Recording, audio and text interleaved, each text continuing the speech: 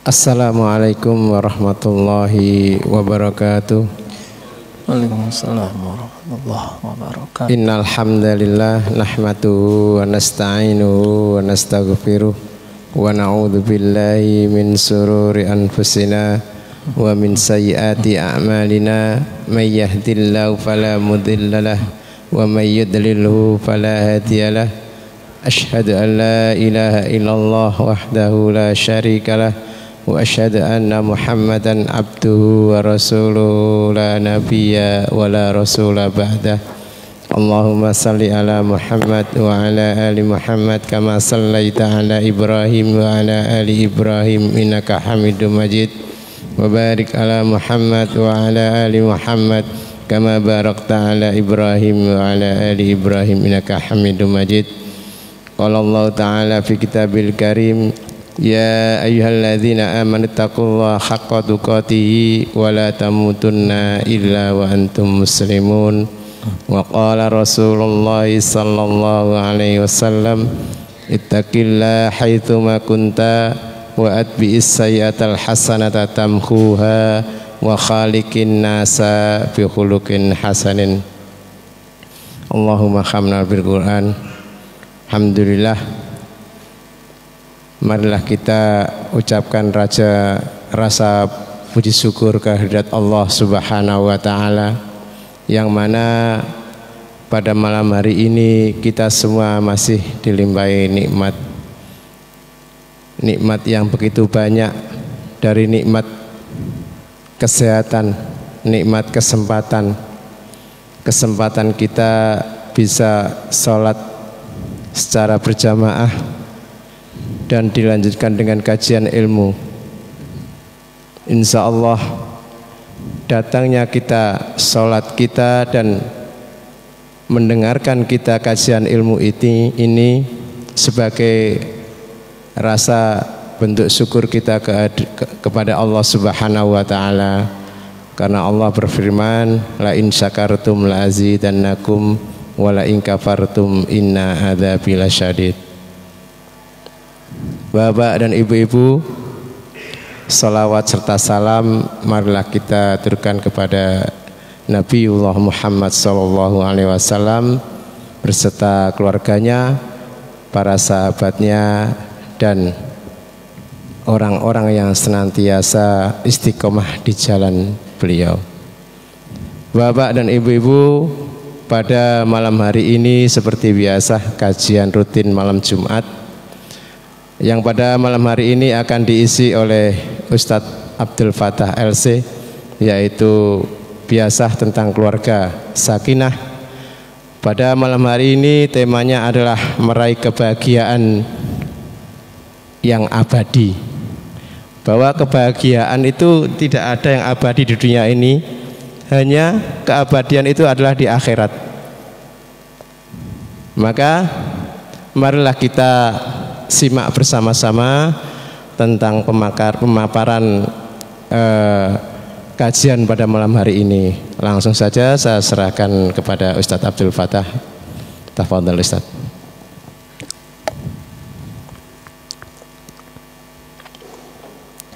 Assalamualaikum warahmatullahi wabarakatuh. Alhamdulillah, nahmaduhu wa nasta'inuhu wa nastaghfiruh wa na'udzu billahi min sururi anfusina wa min sayyiati a'malina. May yahdihillahu fala mudhillalah wa may yudlilhu fala hadiyalah. Asyhadu an la ilaha illallah wahdahu la syarikalah wa asyhadu anna Muhammadan abduhu wa rasuluh. Allahumma salli wa sallim ala nabiyyina wa habibina Muhammadin wa ala alihi wa ashabihi wa man tabi'ahum bi ihsanin ila yaumiddin. Hadirin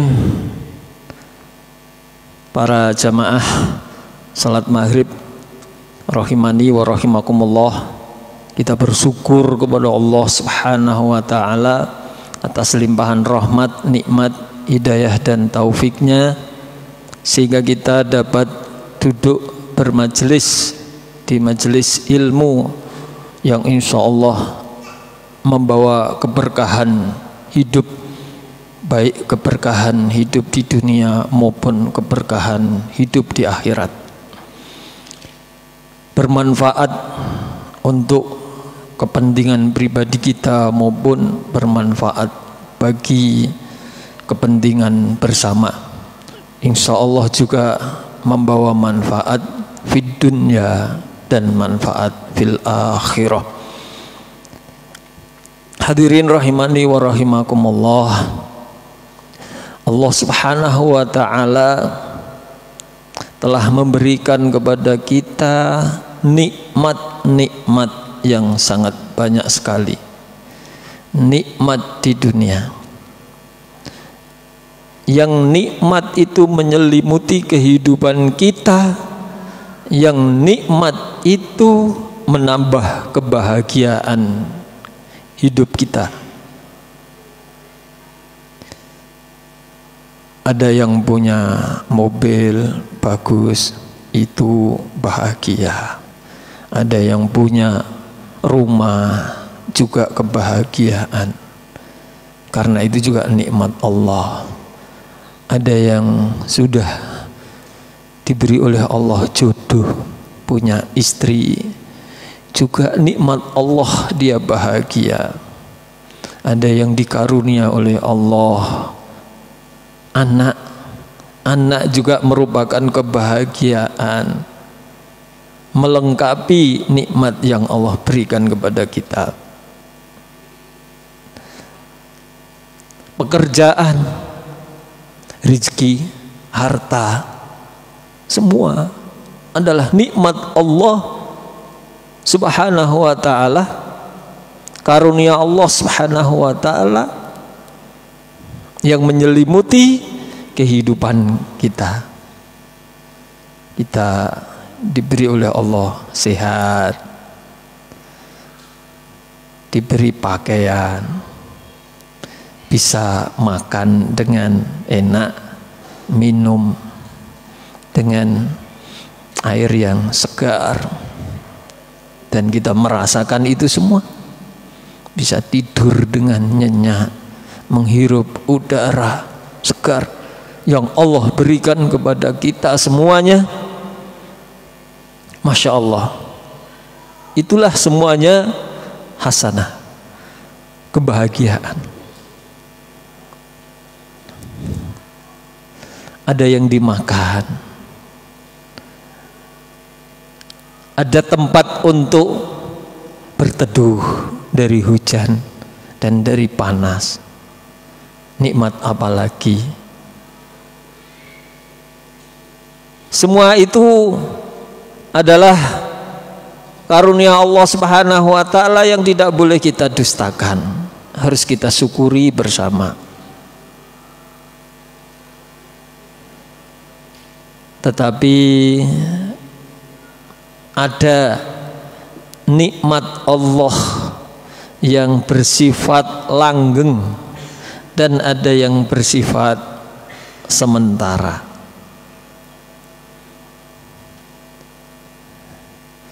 Di antara semua nikmat yang telah kami sebutkan tadi adalah nikmat Allah yang Allah berikan kita di dunia,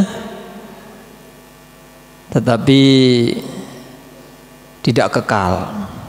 Tapi ada juga nikmat yang Allah berikan kepada Allah di dunia ini yang membawa kekekalan di dalam kehidupan kita, baik di dunia maupun di akhirat, yaitu nikmat ilmu dan nikmat ibadah.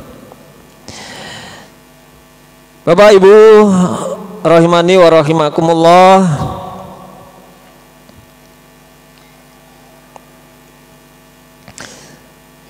di antara manusia ada yang berdoa kepada Allah diberikan kebahagiaan di dunia, tapi kemudian dia tidak mendapatkan kebahagiaan di akhirat. Wa minan nasi may yaqulu rabbana atina fid dunya hasanah wa ma lahu fil akhirati min khalaq. Tetapi dia di akhirat tidak mendapatkan apa-apa, tidak mendapatkan bahagia. Dia hanya memohon, berilah kami ya Allah mobil yang bagus, berilah kami bisa membangun rumah seperti istana, beri kami istri yang cantik, ya Allah berikan kepada kami anak yang lucu, yang cantik dan ganteng-ganteng. Ya Allah berikan kepadaku sehat, segar, bugar. Iya, itu hanya nikmat dunia. Hasanah fid dunia. Ya. Nah, ya toh? Doa itu belum lengkap, belum cukup. Belum mendapatkan kebaikan secara seluruhnya, secara sempurna. Sehingga dia berdoa, wa minhum mayyaqulu rabbana atina fid dunya hasanah wa fil akhirati hasanah wa qina adzabannar. Tapi sebagian dari di antara manusia itu ada yang berdoa, ya Allah berikan kepada kami kebahagiaan di dunia dan berikan kepada kami kebahagiaan di akhirat. Jauhkanlah kami dari api neraka. Kalau tiga unsur ini diberikan oleh Allah bahagia di dunia dan dimasukkan dia ke dalam surga, dijauhkan dari api neraka, maka terkumpul secara lengkap seluruh kebaikan.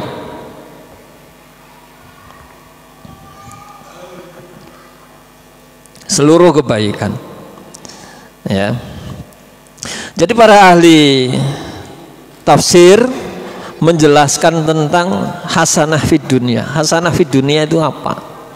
Ada yang bilang hasanah fid dunya itu adalah harta. Ada yang bilang hasanah fid dunya itu adalah ar-rizqu at-tayyib, rezeki yang bagus. Dan ada yang mengatakan bahwa hasanah fid dunya itu adalah istri, anak, dan lain sebagainya. Tapi ada juga yang menjelaskan dia adalah ilmu, dia adalah amal soleh.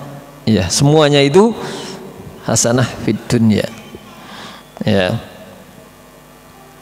Ya. Ada seorang laki-laki yang kurus, ya, sakit-sakitan, badannya kurus, tinggal tulang, belulangnya ya, dagingnya sedikit. Kalau jalan kelihatan tulangnya, kurus, sakit, ya. Kemudian Nabi bertanya kepada sahabat-sahabat yang lain, apakah orang itu punya doa khusus? Ada sesuatu hal, ya, apa namanya, hal kunta tad'u bi syai'in aw tas'aluhu iyahu. Jadi saya ulang, ada Nabi bertanya kepada seorang sahabat yang sedang sakit, kurus, ya, kurus sekali tinggal dagingnya. Kemudian Nabi bertanya, apakah kamu punya doa sebelum ini yang kau minta? Jawabnya sahabat itu, iya, saya punya doa. Doamu apa? Allahumma ma kunta mu'aqibi bihi fil akhirah fa'ajilhu li fid dunya. Ya Allah, ya Rabbku, apa yang akan engkau siksakan kepadaku di akhirat kelak, maka segerakanlah siksa tersebut di dunia ini. Loh, orang ini doanya minta adabnya disegerakan di dunia. Lho ya to, kok ono ya, kira-kira ono to ora ya no sedayu iki. Ndonga-ndongane njaluk lara, minta sakit. Ya Allah, gitu ya. Kalau memang engkau akan mengadabku di akhirat, ya toh, segerakan adab itu di dunia, gitu. Ya, mendengar pengakuan seperti ini Rasulullah kemudian bilang subhanallah, maha suci Allah. Ya, la tutikuhu, kamu nggak mampu. Au la tastati'u, kamu nggak akan kuat, kamu tidak akan mampu. Ya, kamu nggak akan mampu. Apa itu namanya? Memikul beban azab Allah, atau kamu nggak usah nantang gitu loh ya, nggak usah nantang derita, nggak usah nantang minta siksaan di dunia, kamu nggak akan sanggup, kamu nggak akan mampu. Ya, lebih baik apa? Lebih baik afala kulta, apakah enggak kamu bilang saja Allahumma atina atau Rabbana atina fid dunya hasanah wa fil akhirati hasanah wa qina adzabannar. Apa enggak gitu saja doamu? Cukup kamu doa, yang doa ini disebut dengan doa sapu jagat. Apa doa sapu jagat itu ya? Orang bilang itu doa sapu jagat, yaitu doa minta diberikan oleh Allah keselamatan di dunia dan keselamatan di akhirat. Ya, di dunia ya enggak menderita, di dunia ya sehat al-afiyah. Maka hasanah di dunia itu afiyah itu tadi ya. Sehat di dunia, sehat badannya. Jadi lebih baik kita minta apa? Allahumma inna nas'alukal afwa. Allah, aku mohon kepadamu, berikan kami maaf, ampunanmu, dan berikan kami keselamatan, kesehatan. Selamat di mana? Di dunia, dan selamat juga di akhirat. Di dunia ya bahagia, di akhirat ya tidak kena siksa. Di akhirat meninggal diampuni oleh Allah dosa-dosanya. Jadi juga enggak disentuh oleh api neraka, enggak mampir dulu ke neraka, dimasukkan Allah Subhanahu wa ke dalam surga, sehingga hidup di dunia yo enggak menderita, tidak apa itu namanya, tidak mendapatkan adab ya, tidak mendapatkan yaitu ujian yang berat. Meskipun ujian itu tetap ada, kalaupun ada sabar, ya sabar.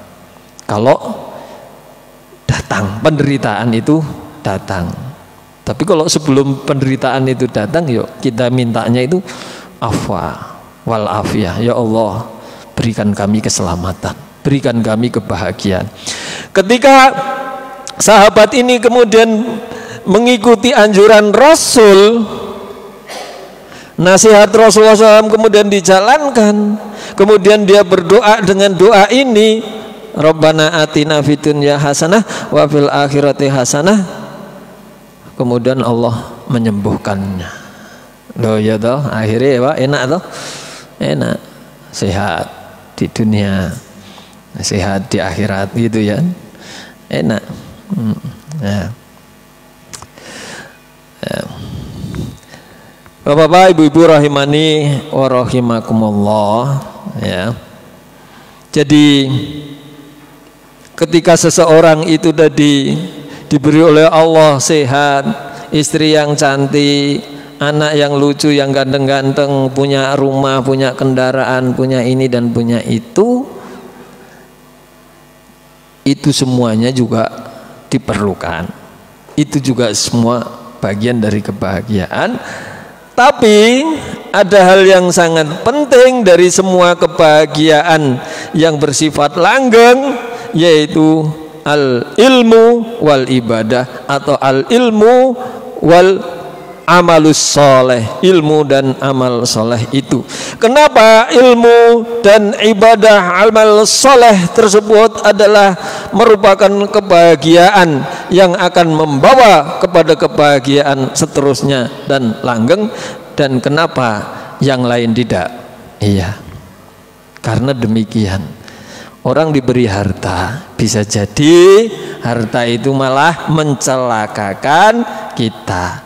Orang diberi jabatan, bisa jadi jabatan dan kekuasaan itu malah menghancurkan kita. Ya laitaha kanatil qadiyah ma agna anni maliyah halaka anni sultaniya. Duhai kematian,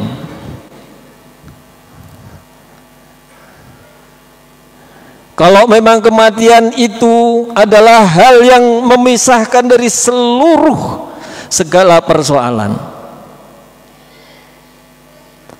ma agna anni maliyah, maka tidak ada lagi sekarang setelah kematian itu harta benda. Tidak ada lagi gunanya harta benda. Halaka anni sultaniyah, dan kekuasaanku telah hilang dariku. Jabatan bisa hilang, jabatan itu juga kebahagiaan, tapi semua tidak abadi. Bisa jadi jabatan malah membuat kita sengsara, membuat kita sombong, meskipun itu juga diperlukan kekuasaan. Tapi kekuasaan tidak ada yang langgeng.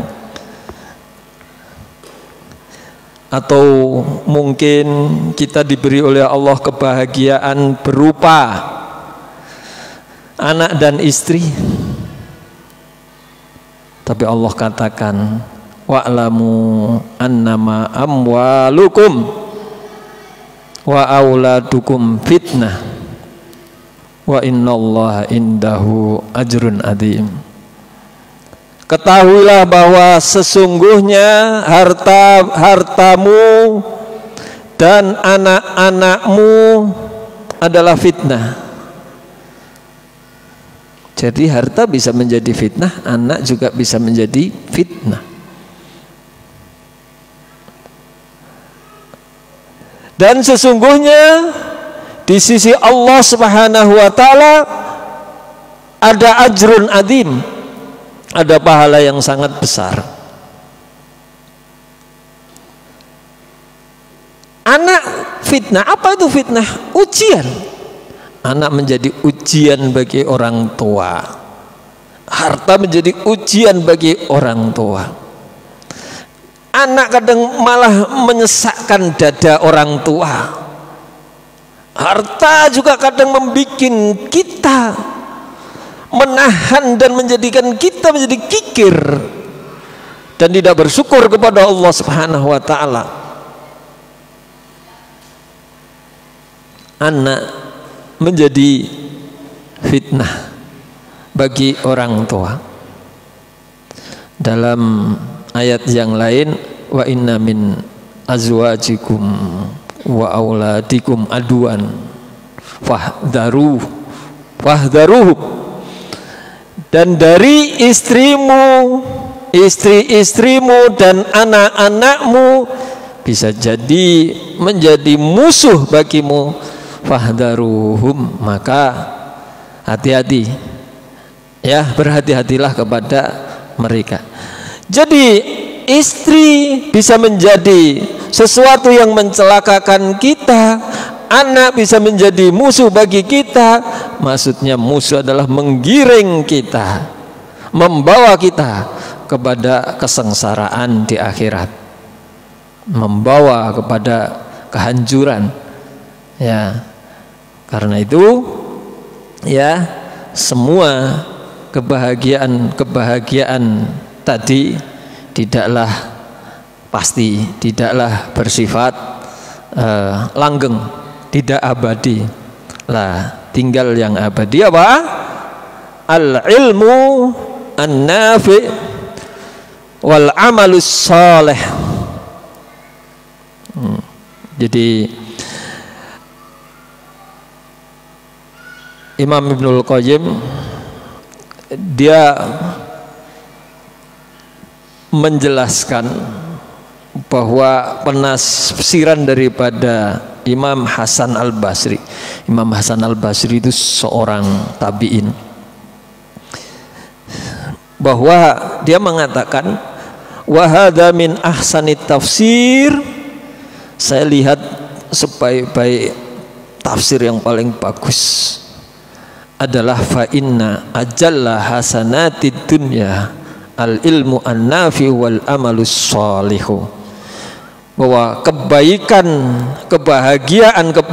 yang paling tinggi adalah ilmu syar'i, ilmu yang bermanfaat dan amal yang soleh, ya, amal yang soleh, ya. Hadirin rahimani wa rahimakumullah,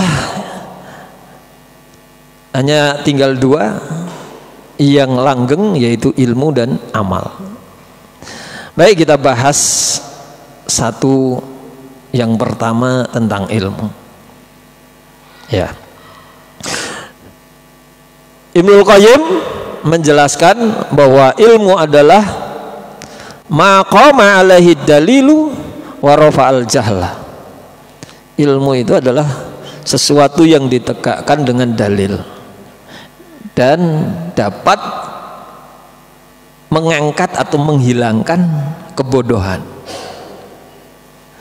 Pernyataan daripada Ibnul Qayyim itu seakan-akan di situ ada dua persoalan, bahwa ilmu itu ada dua alamat, alamatul min qabl dan alamatun min ba'd. Alamat min qablih dan alamat min ba'dih, yaitu ilmu itu punya tanda sebelum adalah maqama alaihi ad-dalil, sesuatu yang ditegakkan dengan dalil. Jadi sebelum berbuat, sebelum berkata, apa yang dikatakan dan apa yang diperbuat itu sebelumnya didasari dengan ilmu. Karena suatu ibadah kalau tidak didasari dengan suatu ilmu, maka dampak mafsadahnya itu akan lebih besar, akan membawa dampak keburukan yang lebih besar. Jadi sebelum beribadah, sebelum beramal, itu harus ditegakkan dulu maqama alaihi ad-dalil, harus ditegakkan dengan dalil terlebih dahulu. Jadi kalau sesuatu yang tidak ditegakkan dengan dalil, itu maknanya bukan ilmu, karena tidak ditegakkan dengan dalil. Jadi ilmu itu yang ada dalil, yang ada dalilnya dari Quran maupun Sunnah, ada pedomannya, itu ilmu, ya. Maqama alaihi ad-dalil. Ini alamat sebelumnya. Lah alamat sesudahnya apa? Rafa'al jahl. Ilmu itu bisa menghilangkan kebodohan. Jadi tanda setelahnya itu dia akan menjadi apa? Menjadi pinter, menjadi dia tidak bodoh. Jadi ilmu itu bisa menghilangkan kebodohan. Ya, begitu. Jadi dengan ilmu, ya, dengan ilmu sesuatu yang ditegakkan dengan dalil itu menyebabkan alamat tanda-tanda setelahnya itu dia apa? Akan hilang dari dirinya kebodohan. Ya. Kemudian Imam Ibnu Taimiyah menambahkan bahwa ilmu yang dimaksud di sini adalah ilmu an-nafi, ilmu yang bermanfaat. Ilmu yang bermanfaat itu yang gimana? Ibnu Taimiyah menjelaskan bahwa ilmu yang bermanfaat itu adalah ma ja'a bihi Rasulullah sallallahu alaihi wasallam, yang datang dari Rasulullah sallallahu alaihi wasallam, itulah yang bermanfaat. Artinya bahwa untuk menyelamatkan manusia di dunia ini menuju akhirat, itu memang landasannya memang ilmu. Sebagaimana Rasulullah katakan, man salaka tariqan yaltamisu bihi ilman sahalallahu tariqan ilal jannah.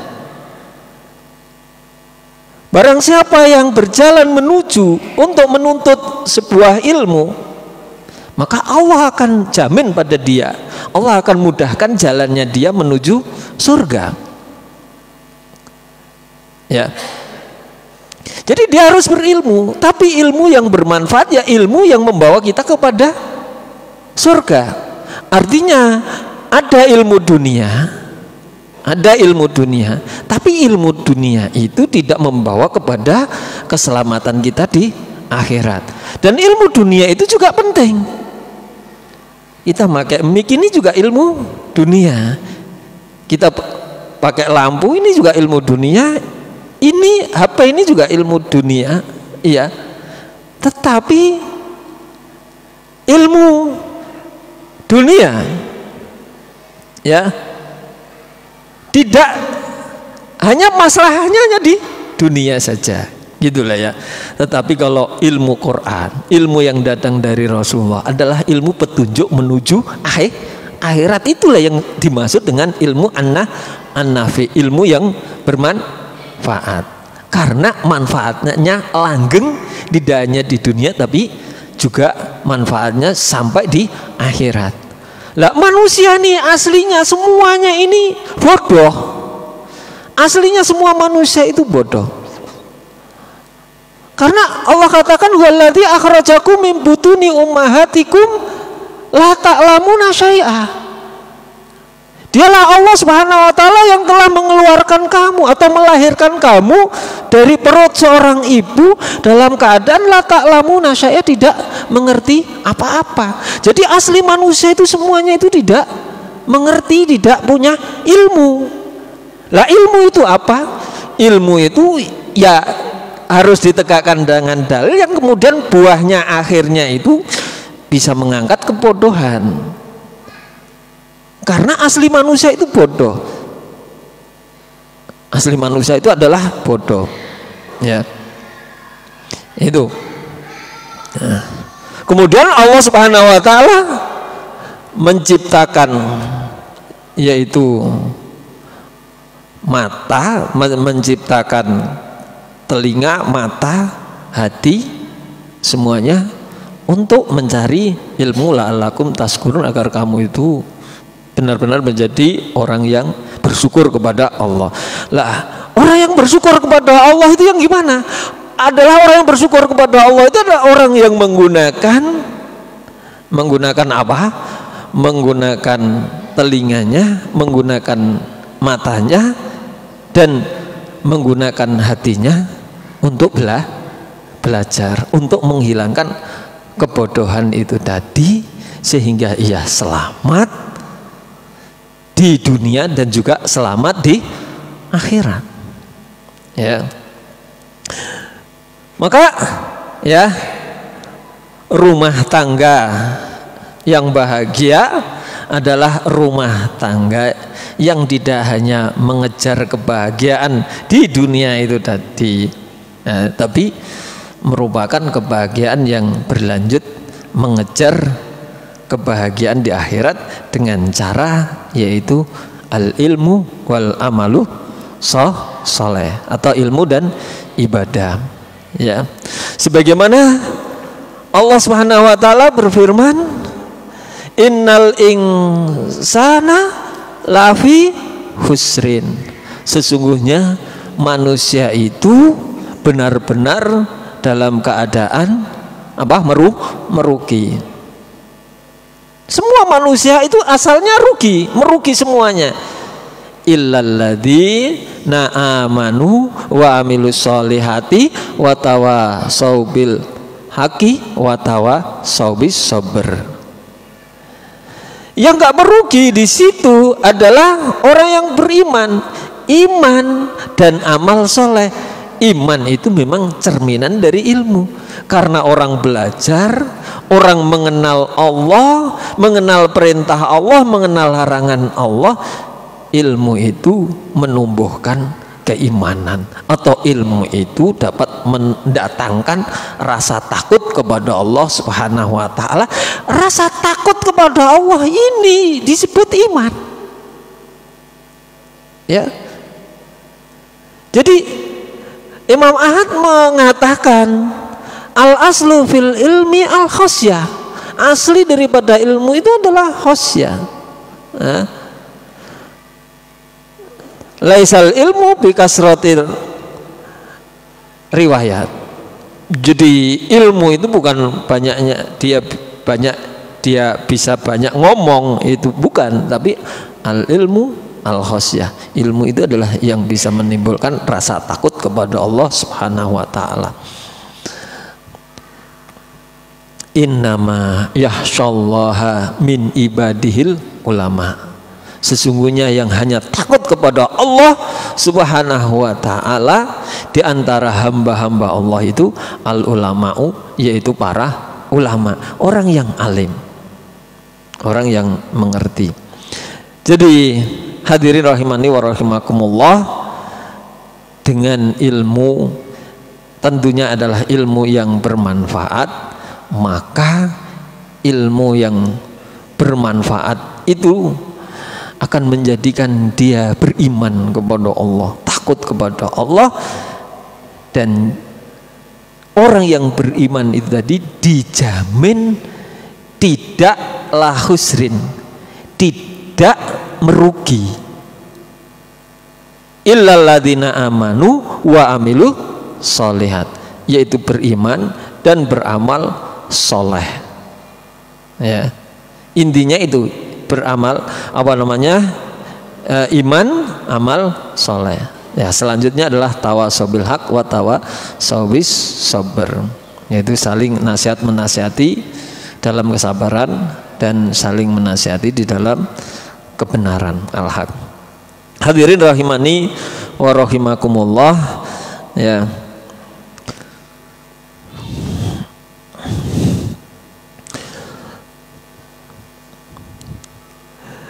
Dulu para istri generasi salaf ya, salah satu daripada bentuk keimanannya, nah ini karena didasari oleh ilmu ya, mereka para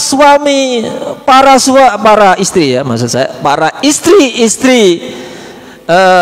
di zaman generasi salaf itu biasa mensupport suaminya dengan mengatakan begini ya, mencukupkan diri ya dengan suatu nasihat untuk mencukupkan diri dengan harta yang halal.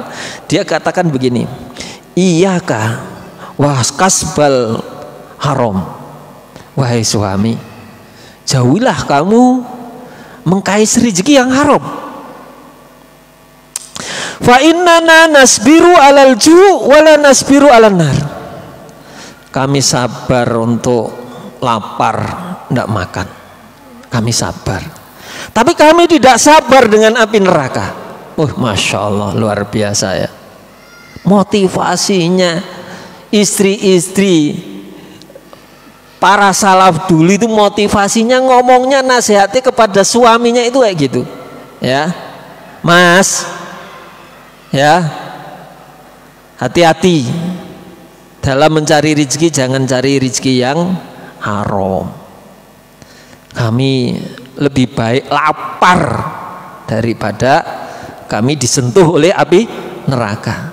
Kami masih sabar ya, makan apa adanya, kami masih sabar. Tapi kami tidak sabar kalau kami disentuh oleh api neraka. Masya Allah, ini kebaikan fid dunya wal akhirah. Kalau ada istri yang seperti itu, masya Allah, alhamdulillah, barakallah. Allah, ya, luar biasa, subhanallah ya. Ya, ini tanda istri yang selalu bersyukur kepada Allah Subhanahu wa taala, ya, bersyukur. Ya.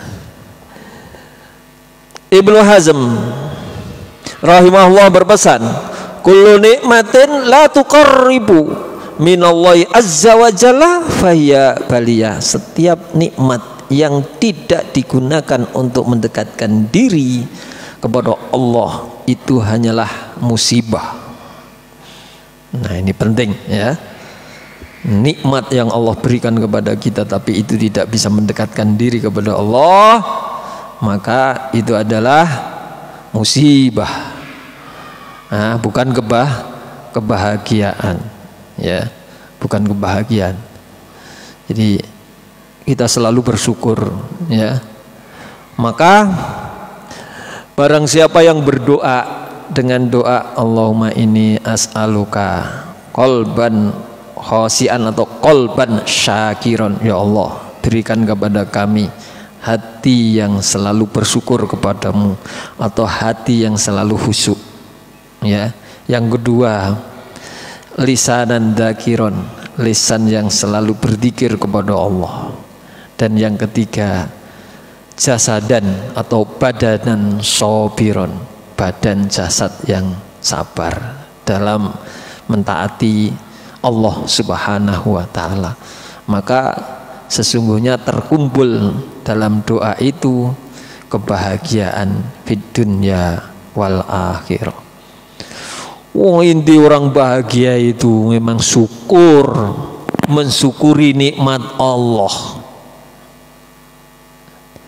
Ya. Kalau nikmat tersebut tidak disyukuri, maka akan menjadi bencana. Tidak membawa kepada satu kebahagiaan.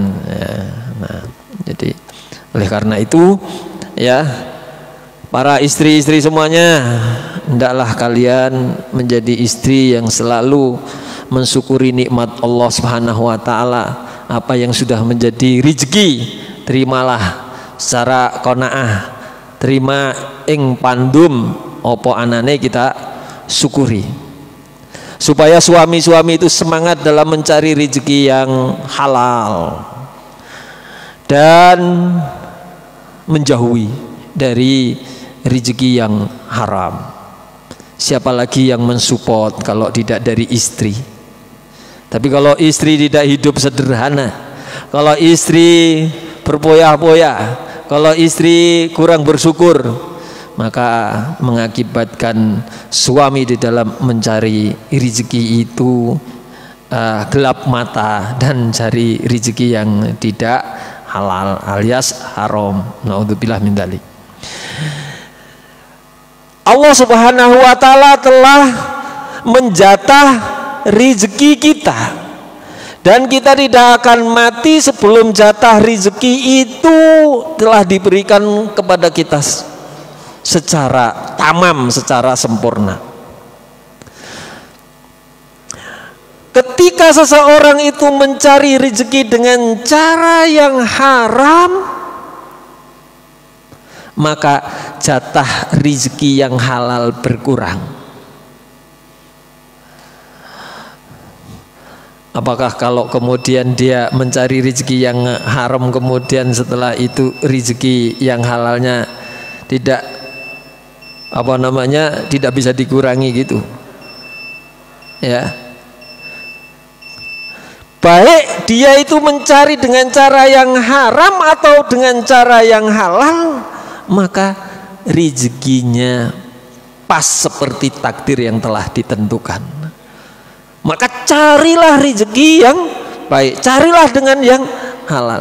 Kalau belum dapat, sabar, nanti tetap akan datang. Datangnya dengan cara yang halal.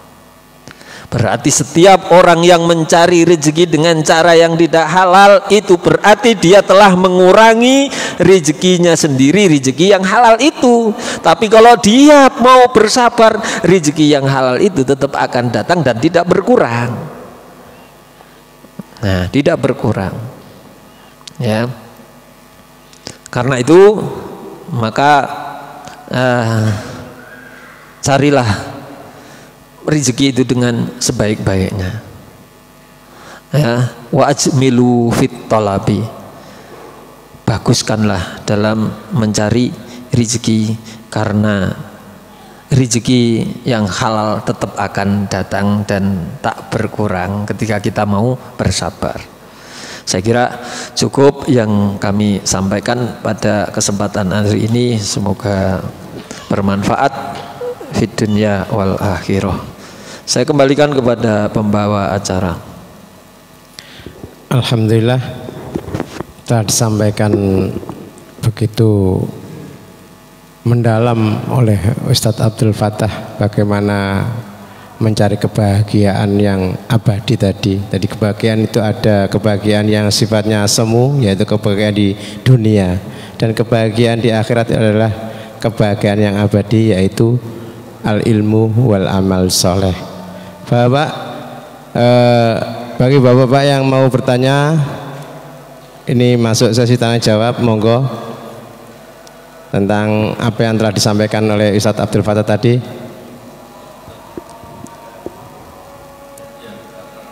Oh ya, adzan dulu Ustadz ya. Nah, monggo adzan.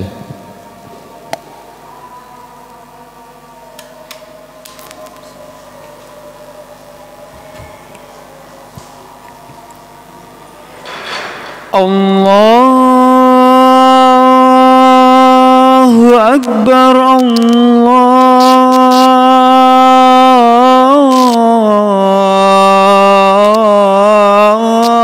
Akbar.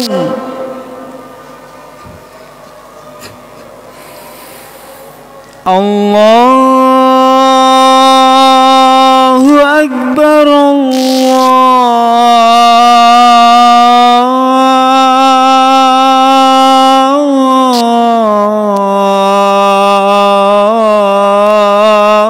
Allahu Akbar.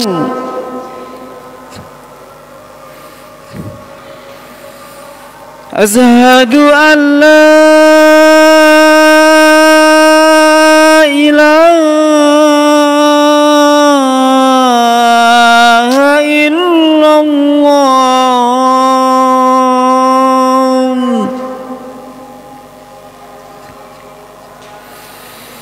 Asyhadu an la ilaha illallah.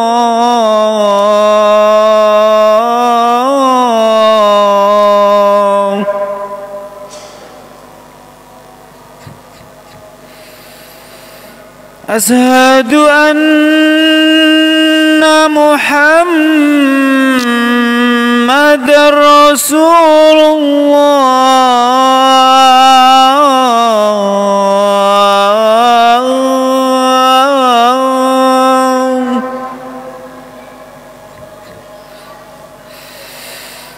Asyhadu anna Muhammadar Rasulullah.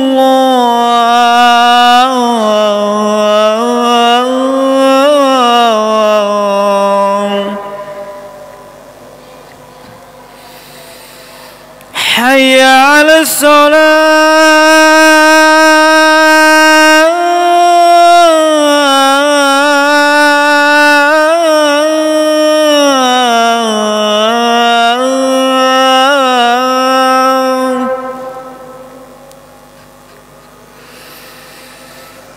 Hayya 'alas shalah.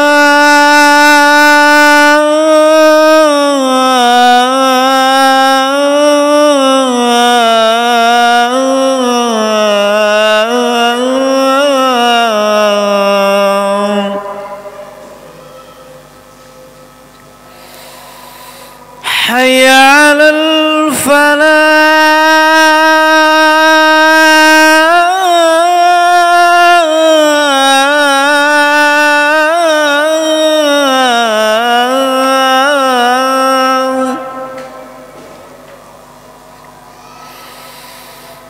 Hayya 'alal falah.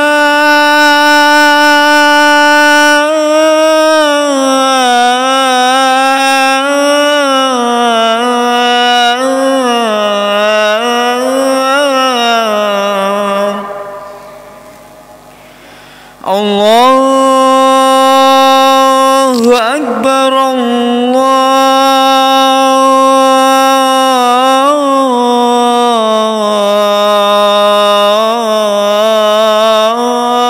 Akbar. La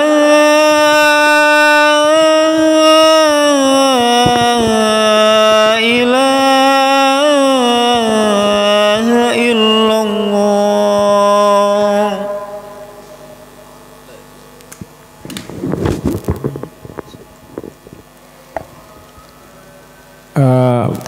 Saya buka kembali, monggo bagi bapak yang mau bertanya atau ibu, monggo.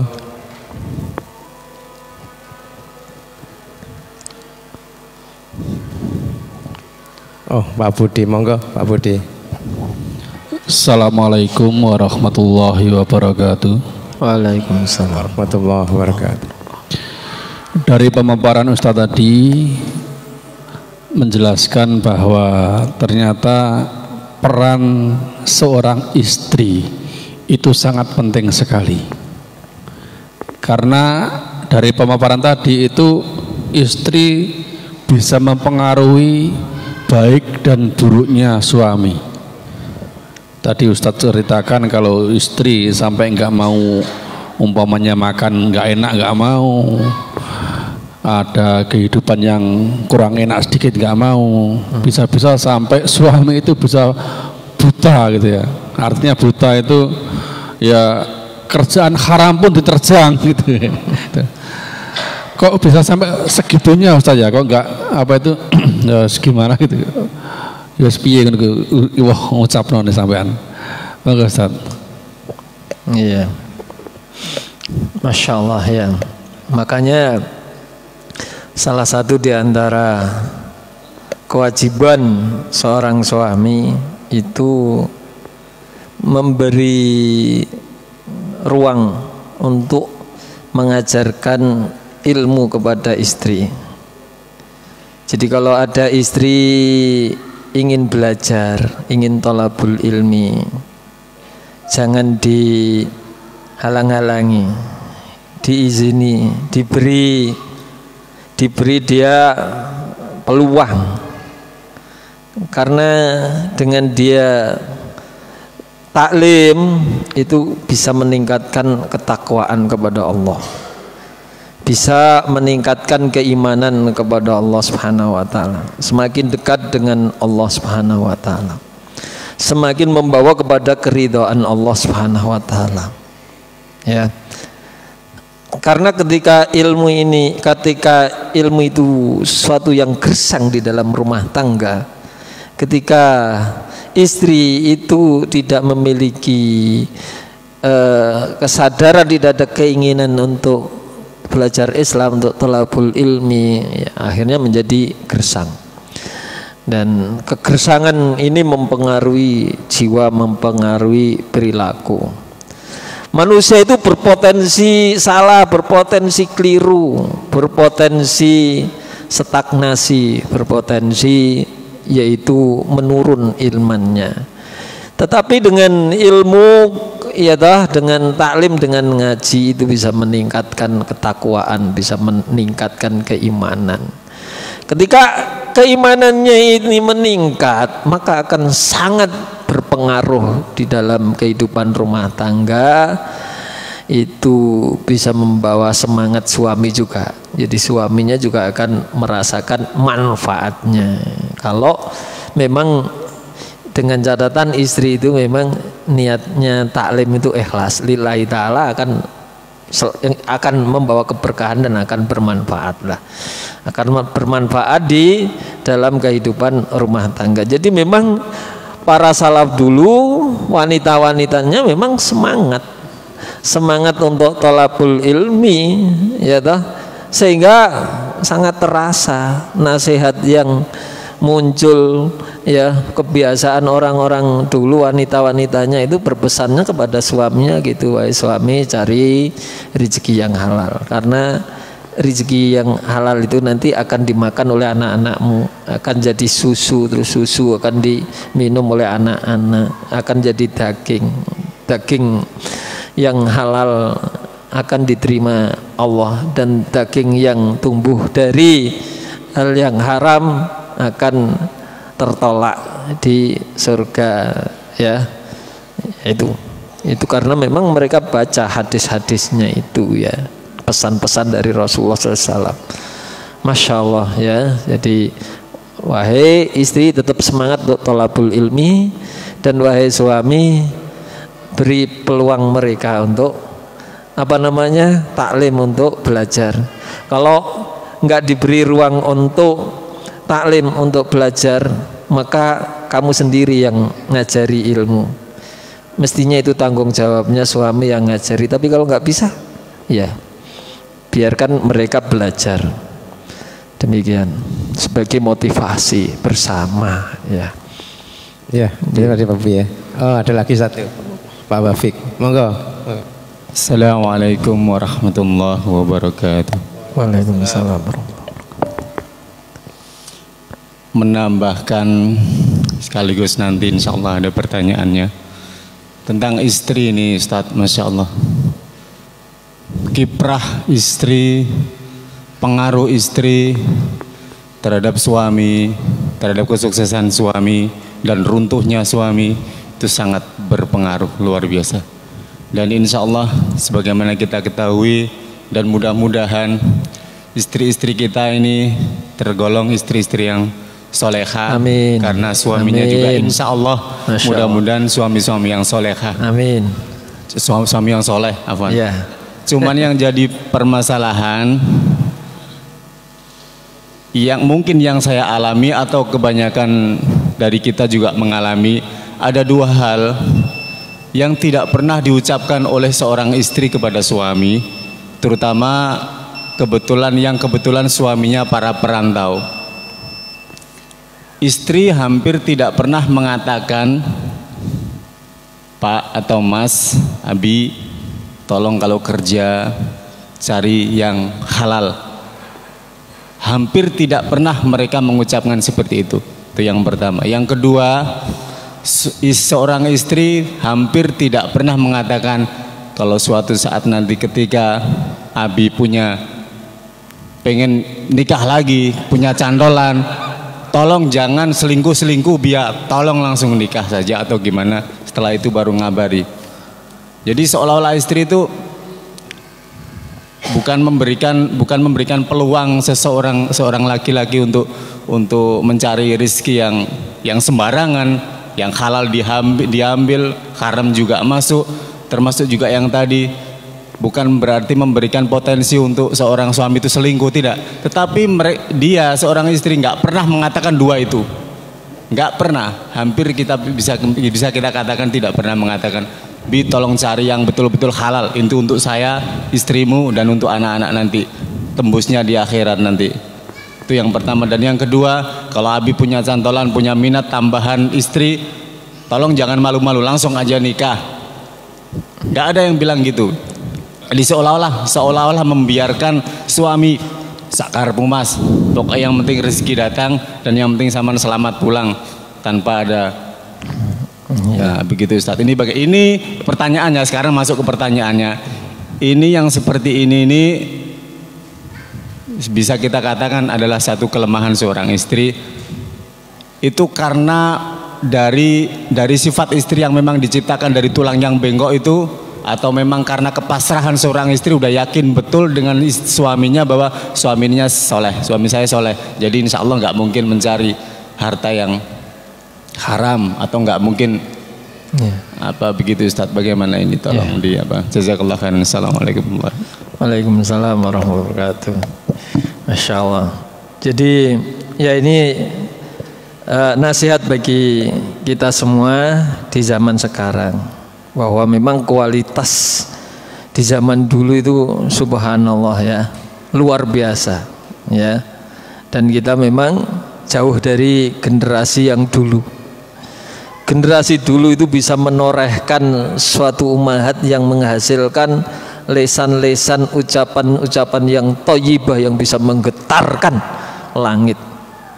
Ngomongnya itu aku sabar cari apa itu namanya, saya sabar tidak makan, asal jangan rezeki yang haram, karena kalau rezeki yang haram saya takut neraka ya.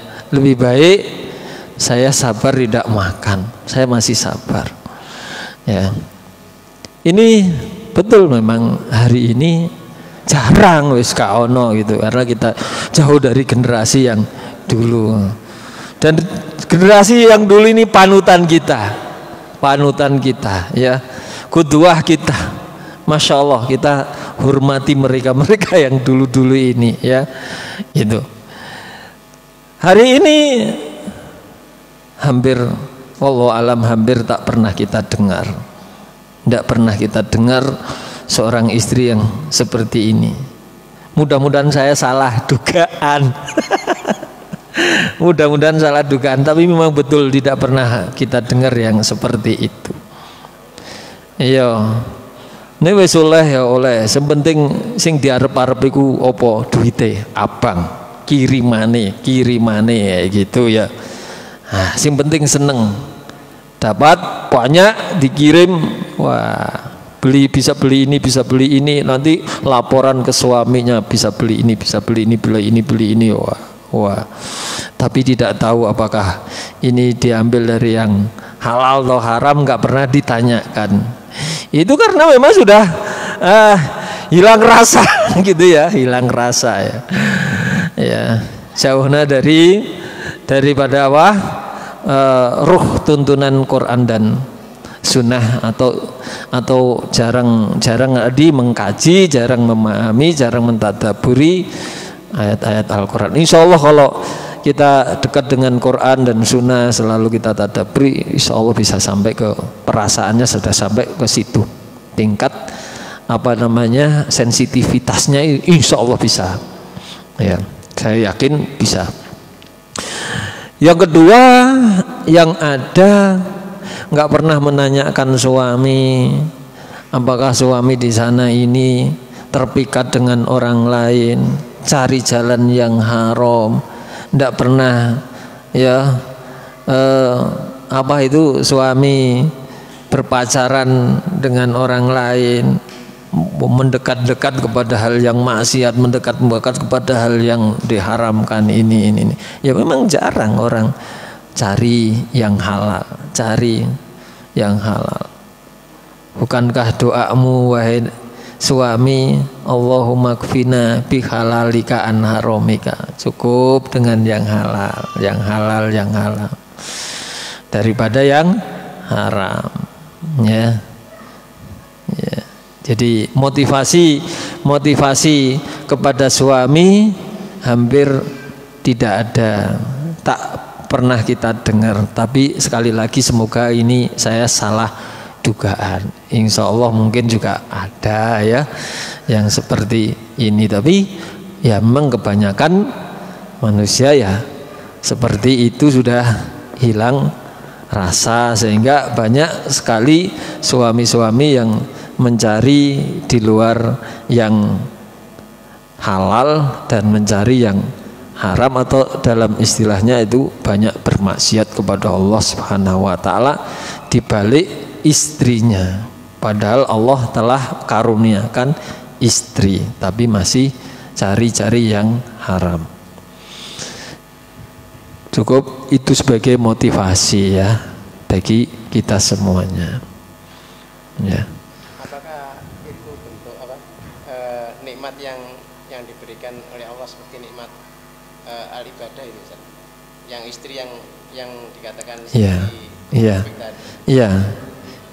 nikmat ibadah. Jadi memang orientasi istri juga ibadah. Karena butuh waktu panjang itu, artinya istrinya harus ada. Iya. Karena butuh proses yang panjang itu, sampai istri menyuruh suaminya untuk mencari lagi, itu kan butuh proses panjang. Proses panjang. Butuh ya. Ilmu yang mumpuni saja. Kita ini sudah bahagia kalau istri sudah nyuruh itu, walaupun kita tidak melaksanakan. Tapi istri sudah memberi motivasi, itu sudah bahagia. Oh, berarti memberi peluang meskipun kita tidak cari-cari yang haram. Sing penting iku ono omongan sing itu bisa membahagiakan. Ayo, masih dikongkon sama istrinya belum tentu gelem. Tetapi sudah ada omongan yang itu bisa memberi motivasi, semangat kepada kita di dalam konsentrasi beribadah, itu sudah cukup. Omongan itu sudah membahagiakan. Padahal andaikan benar-benar disuruh ya urung tentu gelem, tapi omongan itu sudah membawa kebahagiaan tersendiri. Ada satu lagi ya, monggo Pak Agus, monggo Pak Agus. Assalamualaikum warahmatullahi wabarakatuh. Waalaikumsalam. Ustadz, ini terus terang ini kami dari kaum laki-laki mewakili dari istri-istri ini ya. Iya, Masya Allah. Jadi gini Ustadz, Kalau ini disinggung masalah istri, kita kembalikan dalam Al-Qur'an Ustaz ya. Ar-rijalu qawwamu 'alan nisa, ya kan? Iya. Berarti ini yang salah sebenarnya bukan istrinya, Laki-lakinya. tapi suaminya. Iya. Karena laki-laki ini mau ditugaskan sebagai pemimpin dalam rumah tangga yang harusnya bisa memberikan pendidikan yang baik pada istrinya. Iya. Jadi misalkan istrinya bisa mengucapkan seperti itu karena suaminya yang soleh. Iya. Makanya dituntut oleh untuk para suami-suami harusnya itu banyak belajar dan menuntut ilmu sehingga bisa memberikan ilmu pada istri-istrinya sehingga istrinya bisa mengucapkan seperti itu tadi. Iya. Iya. Iya. Terima bagus. kasih Ustaz. Iya, terima kasih. Terima kasih. Ya. Tambahan tadi ya? Tambahan, terima kasih. Ya, jadi aku mau Pak Agus atas tambahannya. Tambahannya, Iya, iya. Melengkapi. Alhamdulillah pada malam hari ini telah dipaparkan oleh Ustadz Abdul Fattah yang begitu mendalam. Sebelum kajian ini kita tutup, marilah kita tutup dengan bacaan hamdalah dan doa kafaratul majlis. Alhamdulillahirabbil alamin. Subhanakallahumma bihamdika asyhadu an la ilaha illa anta astaghfiruka wa atubu ilaih. Dari saya sebagai pembawa acara, kalau ada kekeliruan kata, saya mohon maaf yang sebesar-besarnya. Akhirul kalam. Assalamualaikum warahmatullahi wabarakatuh.